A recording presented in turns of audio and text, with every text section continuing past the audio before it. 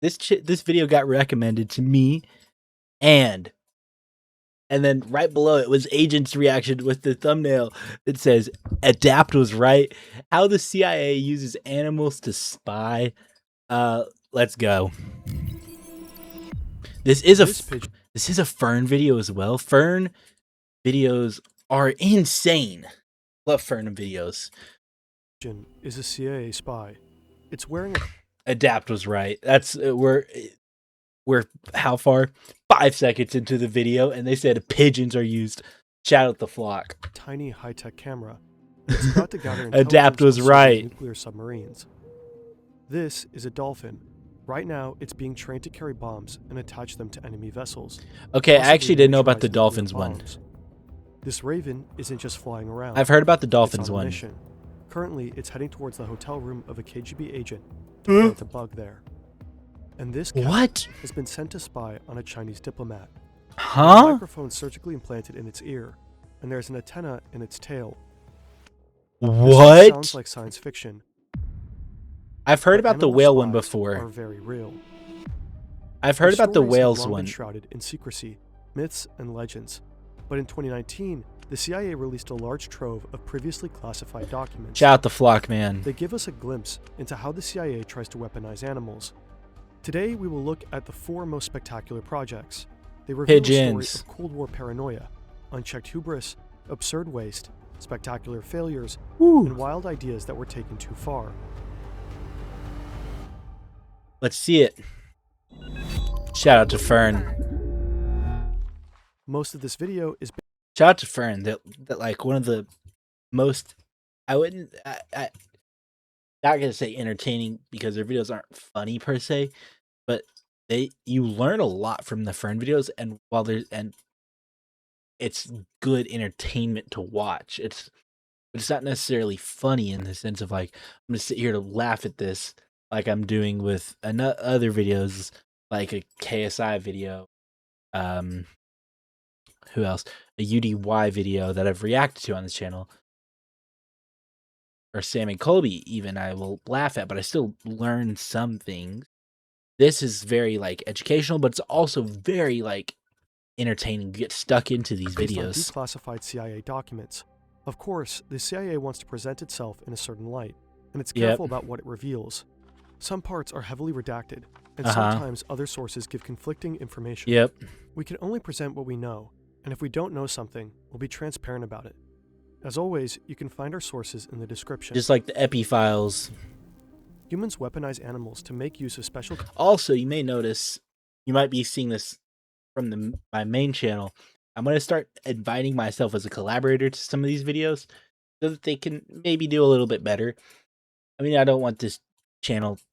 Like, I'm not making this reaction on my main channel, but I want to be able to post more reaction-based stuff that's different than what I normally post, gaming and Sidemen and Sam and Colby,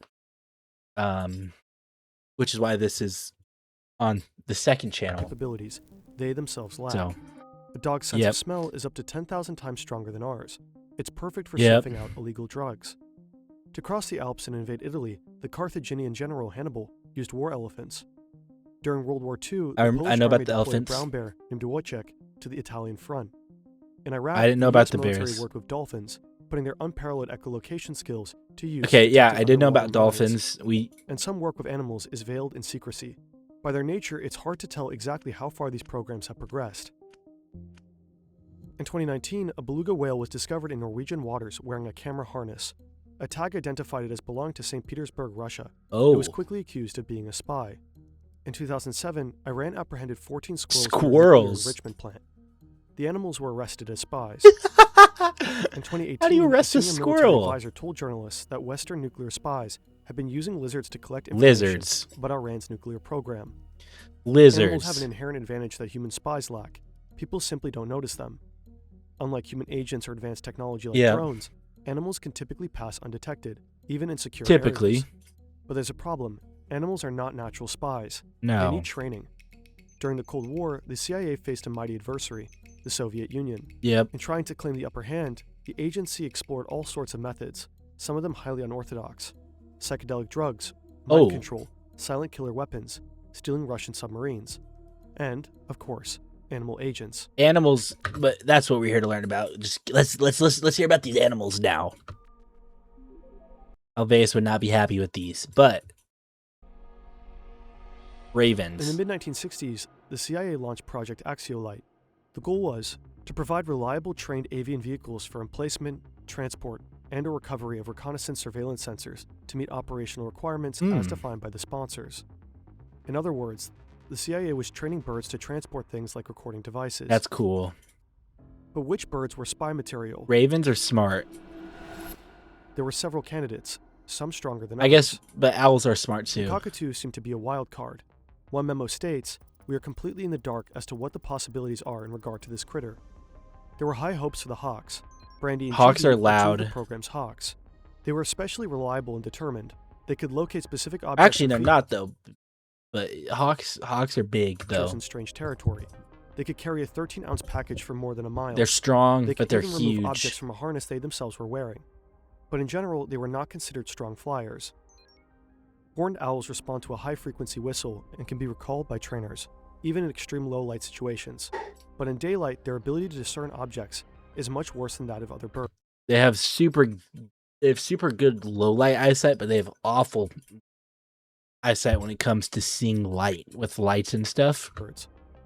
So. As time progresses, one unlikely candidate stands out. The crow. Doodah, a raven. Oh, the raven. That's right. We now know that ravens are extremely intelligent birds. Yep.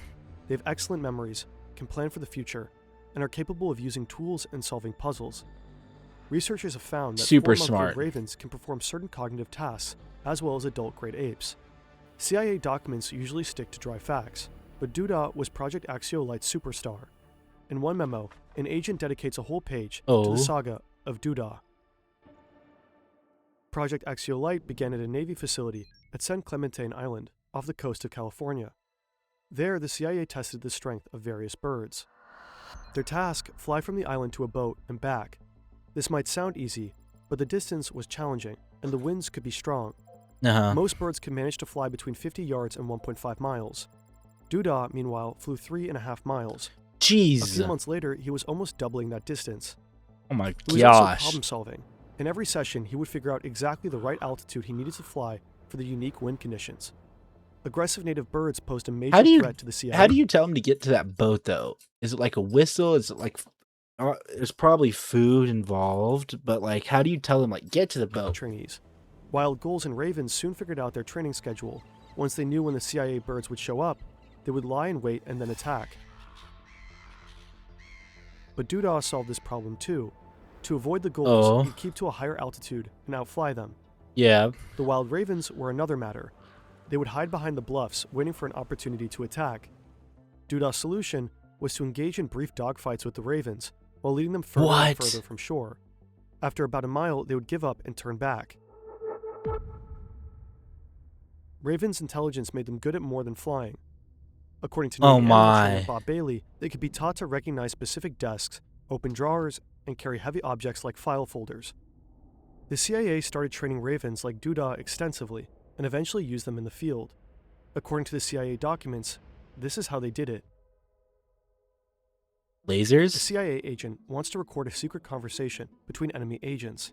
He knows where and when it's taking place, down to the building and the exact room. Now he needs to get a recording device close to the conversation as inconspicuously as possible. To do this, he goes to a nearby building with a view of the targeted location, no more than 300 feet away. With him, he has a trained raven. Okay. At the appropriate time, he aims a tiny flashing laser at the window ledge outside the room where the conversation is taking place. Okay, that makes sense. It's something that's there, it's something that's visible. Okay. Then he releases the raven from its cage. The bird takes a disguised listening device in its beak and flies to the spot indicated by the laser to plant the equipment. The agent then turns on a special desk lamp to signal to the raven that it's time to return. Later on, the raven is sent to retrieve the recording device by the same method. At least, this is how it's described in the document, Operator's Manual, Avian Delivery System. In real life, Did it never work? Go as smoothly. Training a wild animal to be a spy takes time. It takes planning. If the CIA is still training animals today, they're most likely using Udo's 0-1 just for today. get started.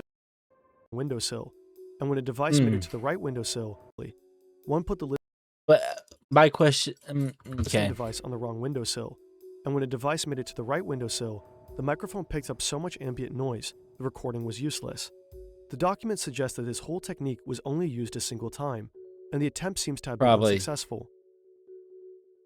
That makes sense. Unfortunately, Duda's luck eventually ran out. One day he was attacked by a pair of wild ravens he'd fought many times before. All 3 birds disappeared from sight, and Duda never returned. He was presumed killed in action. The saga Why would a raven attack another raven, though? His loss. He was in a class by himself. For food, probably, writes but his trainer. He had a very large bag of tricks and was loved by all. In view of these talents, I suppose I shouldn't have been too surprised when he so quickly became a star on this project. In spite of our deep sense of loss, writes the anonymous agent, we do understand such tragedies are inevitable. Also, I feel like ravens aren't the only birds. I feel like using animals in general is hard because animals have such short lifespans compared to like humans. They use as spies. So I don't know. Secret locations across the United States. Pigeons. Light was also busy turning the it's the flock. Adapt was right. He did like a whole stream like a year ago when they came back from Japan talking about how pigeons were spies. He was right. It's September 1976. Aerial photographs show the Soviets building nuclear submarines in Leningrad, but the CIA needs more information. Spy planes fly tens of thousands of feet above their target, while satellites are restricted to space. From these distances, it's impossible to take detailed high-resolution photos. At the time. Enter pigeons. A pigeon could fly about 100 feet over a target any time, day or night, and regardless of the weather. Most importantly, no one would notice it, and they could clearly be trained. Pigeons are no strangers to war. During World War II, the British National Pigeon Service would drop cases of the birds over occupied Europe. People would send them back with information about daily life or even military details like troop movements. The key was their unique home. Okay, but that's not using a pigeon as a spy.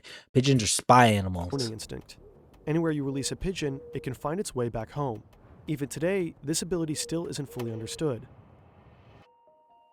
To exploit pigeons' natural talents for aerial photography, the CIA's Office of Research and Development created special 16mm cameras and harnesses for the birds to wear. The harnesses were made of leather and attached to the birds with just Nah, because what is that? Velcro tabs. They were designed to allow the birds full freedom of movement while holding the camera steady during flight. The cameras were lightweight and miniaturized. Each had a small battery-powered motor that advanced the film and cocked the shutter. Each camera had its own timer. When it went off, the camera would take pictures for just a few minutes. Also, I realized I messed up. Give me a second. Y'all won't realize what happened, but I forgot to switch how I was recording this. I was recording this like I would do a regular YouTube video. So I had my like 2 images side by side so you could, well, I'll figure it out. I'll get it fixed. But now, as you can see, I gotta go over to OBS to move that camera. And I messed up because I don't have, There we go. Resulting in 150 to 220 photos. Together, the camera and harness weighed just 39.5 grams. To produce useful images, pigeons needed to fly directly over their target at exactly the right time. But this could be difficult to arrange. Once they were released, the pigeons would fly back home in a more or less direct line. If the target was located on that line, there was a fairly good chance the pigeons would fly over it. But in covert situations, it wasn't always possible to release pigeons in ideal locations. Some areas were restricted, others were too exposed. Okay. To get around this problem, CIA handlers tried to teach the birds ABC flight. Point A is the point of release, point B is the target, and point C is the pigeon's home loft. But how do you teach the pigeon ABC whenever you don't know where B is going to be in relation to A and C? I guess you would have an idea of where A and C would be, but... To begin with, temporary targets a short distance away were established at point B. When they flew to these targets, the pigeons were rewarded. Over time, they were conditioned to expect this reward. Yep. Next, the reward at point B was eliminated, but to receive a reward at point C, you had to go to B. Point B first. Okay. And that's how they trained a pigeon to move from A to B to C. Well, frick you, Fern, for answering my question right after I asked it. Once the birds were conditioned, they moved on to longer training flights. Inflatable white radomes 20 feet in diameter were used as Point B. The CIA trained and tested birds in lofts in Oregon, Virginia, Missouri, and Alaska. Alaska, it was noted, because shared it's certain cold. Geographical features with areas of interest in the Soviet Union. I just assumed because of how cold it would be. Birds were often lost along the way. Some birds simply flew away. Some were killed by wild birds. On the longer training flights, many birds flew too low along freeways and were hit by cars. Birds sometimes disappeared while wearing the special equipment that had been developed for them. Losses were time-consuming and expensive. Yeah, because you had to rebuild it. Lost, a new one had to be purchased and trained. Some of the photos taken were very high quality. Some missed the target entirely. Even when the birds were fully trained, they could be relied on to complete their ABC mission only about 1 out of 4 times. A C flight still held potential, though. If the release point was chosen carefully, with the target area between it and the home loft, CIA analysts felt there was a high probability the birds would fly over the intended target. And you don't even have to. You don't have to go directly over. You just have to get close enough to it. So that makes sense. Required. Makes sense. So the CIA knows that the Soviets are building nuclear submarines in the Admiralty and Sudomek shipyards in Leningrad, now known as St. Petersburg, and it needs high-resolution photos. Time for the pigeons to shine. An agent will have to release the pigeons with the shipyards between himself and the pigeon's home loft. To do this without being detected will require clandestine release techniques. The documents mention 3 that are considered as options. One is releasing the birds from underneath a large overcoat. The second option is briefcases and shopping bags with trick bottoms. The third option is this Volkswagen Beetle. A hole is cut in the floor. When the car is parked, pigeons are released through the hole. They waddle out from underneath the car and immediately take flight. The operation is to go ahead by August 1978, but here the trail goes cold. It's unclear whether the operation actually ever happened. The documents don't say. Guess that makes sense why it wouldn't say. Now time for one of the cool ones. Dolphins. Dolphins are so smart. I don't feel like they would be super hard to train, but you never know. We'll see. I don't think it's going to be hard to train the dolphin, but using them to plant bombs and stuff is pretty cool. While the CIA's birds may have gathered invaluable aerial photo insights, other agents were being trained to sabotage enemy ships. This is James W. Fitzgerald. He's an engineer and physicist. James Fitzgerald? It's 1964, and Fitzgerald has been thinking about dolphins a lot. At a cocktail party, he mentions that he believes the animals could be used in warfare. They're so smart. The person he's talking to happens to be an admiral in the U.S. Navy. He's intrigued enough to introduce Fitzgerald to someone from the CIA. Around the same time, the TV show Flipper debuts. It's about a crime-fighting dolphin in a marine reserve in the Florida Keys. Like most dolphins, Flipper is smart and friendly to humans, and he responds well to commands. We'll never know whether Fitzgerald and the CIA were inspired by Flipper, but it is plausible. According to the Washington Post, at this point, the CIA sends Fitzgerald to Florida, where he establishes a small laboratory. Key West. The same year, the CIA begins its dolphin program, Project Oxygas. Oxygas is such a sick name. The aim of Project Oxygas is to show that dolphins can be used in attacks against enemy ships. To this end, harnesses and nose cones are created to allow the dolphins to carry items. Someone in the CIA even produces this drawing. The dolphins are happily towing the explosive devices given to them by their handlers on top of the submarine. The program quickly passes its first test. It demonstrates that a dolphin can place a simulated explosive device against the propeller of a PT boat anchored in the open sea. In November 1964, the Deputy Assistant Director of the Office of Research and Development writes that Project Oxygas has progressed more rapidly than we anticipated. It's unclear. And with how smart dolphins are, it would be hard to... I don't think it'd be super hard to retrain them either. Exactly what sort of simulated explosives these dolphins were carrying. The sentence that specifies this is partly redacted. The CIA probably planned on using conventional explosives, but if this was the case, why the need for secrecy? A 2021 article in Popular Mechanics suggests a haunting possibility. In 1965, miniaturized nuclear weapons might have seemed achievable in the near future. The magnitude of such an idea would certainly explain the need for continued secrecy. The program's first attaching success a unlocks other nuke to a goals. dolphin. Trainers explore having dolphins place listening devices on enemy nuclear submarines. The hope is that directly attaching the devices will produce high-quality recordings that allow the CIA to better understand how the enemy's subs work. But wild animals are hard to train. One of the dolphins' strengths is how social they are. They're willing to work, especially as they bond with their trainers. But at some point, this becomes a liability. If the dolphins are performing tasks that please their trainers, then in the field, they'll need extra time to bond with agents before they can be considered reliable. There are also questions about whether dolphins can carry out operations over longer distances. At some point, the CIA seems to realize its limitations in understanding the dolphin's capabilities, and it contacts the Navy's Office of Naval Research to help. In 1967, the program's focus changed to intelligence gathering. The dolphins were to be trained to travel great distances, at least 12 miles. They would retrieve dead drops, items or information undercover agents had left behind in the water to be picked up. A memo from September 14th that year suggests that oxygas had become a joint program of the CIA and the Department of Defense. The CIA seemed unsure that Project Oxygas would produce actionable results, and the program seemed to be running out of steam. A make-or-break demonstration was scheduled for December. At that time, it would be decided whether Project Oxygas would continue. The demonstration seems to have been a failure. After that time, there are no further mentions of the program in the CIA documents. Oxygas is cool, though. I think that one would work. Photographs gives us an idea of what Project Oxygas might have looked like. Glimpses of Project Keschel are far more rare. Between redactions, a hazy picture emerges of likely the oddest creature the CIA ever created. Acoustic-y? This is Acoustic-Kitty. Acoustic-Kitty is the legendary project of Project Keschel. Some acoustic person came up with this one. The CIA's dog and cat program. I'm sorry. Of all the CIA's animal projects, Acoustic-Kitty might have been the most controversial. This is an insane and the hardest to corroborate. This is an insane one based on how the intro phrased it. Who you believe. The saga of Acoustic-Kitty goes in fundamentally different directions. Here's the CIA story. In 1964, the agency wanted to be able to explore conversations held out in the open. Think two Soviet agents having a conversation in a public park. That required getting close and focusing in on the conversation without attracting attention. The solution is cats, who can often prowl around without people ever noticing them.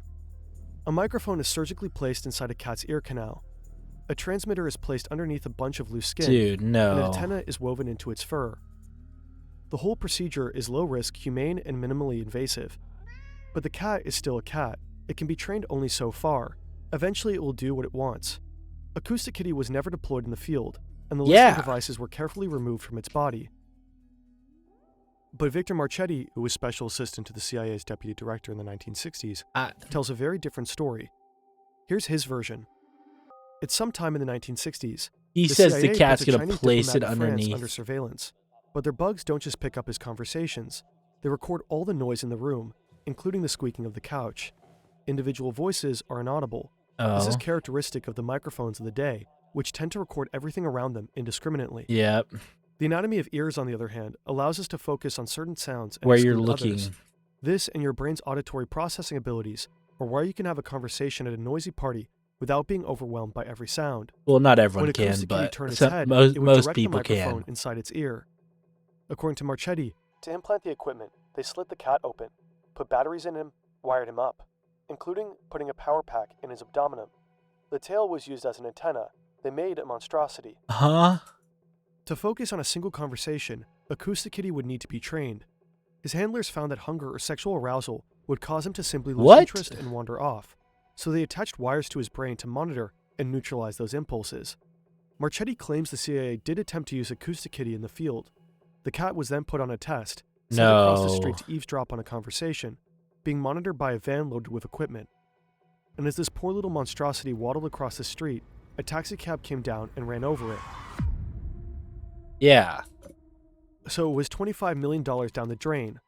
$25 million was a lot of money then. The CIA disputes all this. On its website, it claims that Marchetti's comments were meant to be a joke, and the unclassified documents are no help. The single document about Acoustic-Kitty is heavily redacted. The CIA didn't just train and transform animals. Shock.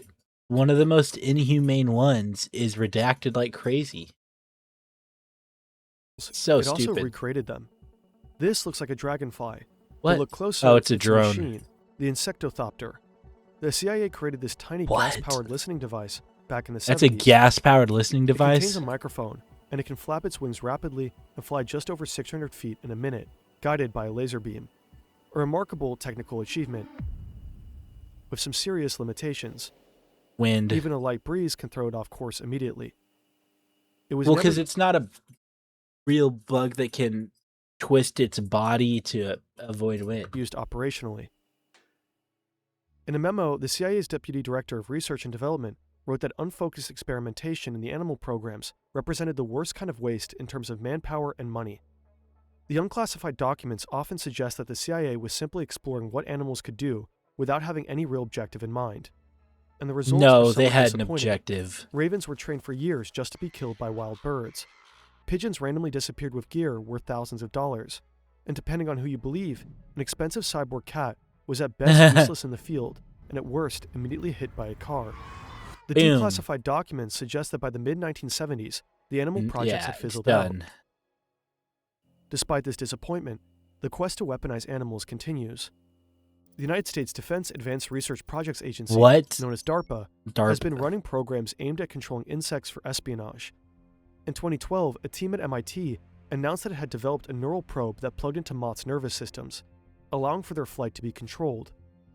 Engineers at the University of Washington have implanted moths' antenna into the Smellithopter, a drone that can actually pick up smells. That's cool. And in 2018, DARPA announced the Persistent Aquatic Living Sensors program. The program explored the possibility of using aquatic creatures as living alarm systems. That includes bioluminescent bacteria, which light up when disturbed by aquatic intruders. Another option was to study the sounds produced by snapping shrimp and Goliath grouper. In the case of the shrimp, disturbances in the audio could even indicate the size and shape of an intruder. It remains to be seen whether DARPA or the CIA can harness the natural world for intelligence purposes, or whether wilderness will remain just that. Maybe someday we'll discover whether any real success stories lie within all those redactions. I think hold on. First of all, shout out Fern, man. Great video from Fern. But I do think we can control animals at some in some form or manner. We will be able to control animals as a species. I think it just takes time and development. I think with that insect, that the dragonfly one, we could redevelop now. We have better technology now. We have smaller technology now. That's for sure. I mean, this phone right here has more computing power in it than the rockets that were used to send the first people to space. In this phone right here. Ridiculous. My PC is so big, but it's got so much more computing power than we did even 20 years ago of the same size. I mean, we can do so much more now than we could before. I think we could revisit some of these ideas, not all of them. I don't believe in the kitty one, the acoustic kitty. I don't believe that. That's so inhumane. But great video from Fern, and yes, Adapt was right. What the?